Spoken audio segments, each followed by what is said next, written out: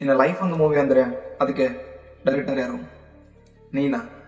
ಇಲ್ಲ ಬೇರೆ ಯಾರಾದರೂ? ನೀನು ಬದುಕು ಈಚ್ ಡೇ ಒಂದು ಸೀನ್. ಒಂದು ಸೀನಲ್ಲಿ ನೀನು ಹೀರೋ, ಒಂದು ಸೀನಲ್ಲಿ ನೀನು ವಿಲನ್. ಡೈರೆಕ್ಟರ್ ಸೀಟ್ ಮೇಲೆ ನೀನೇ ಇರಬೇಕು. ನಿನ್ನ ಪೇರೆಂಟ್ಸ್, ಫ್ರೆಂಡ್ಸ್, ಸೊಸೈಟಿ ನಿನಗೆ ಸಜೆಷನ್ ಕೊಡ್ಬೋದು.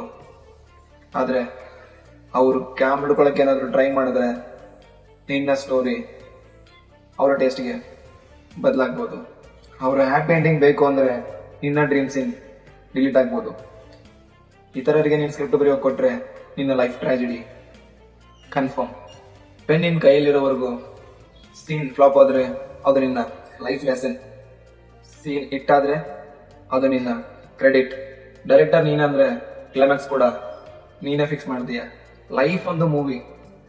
ಡೈರೆಕ್ಟರ್ ಸೀಟ್ ಮೇಲೆ ಕುಳಿತು ಕ್ಯಾಮ್ರಾಕ್ಕೆ ಆಕ್ಷನ್ ಮಾಡೋದು ನೀನೇ.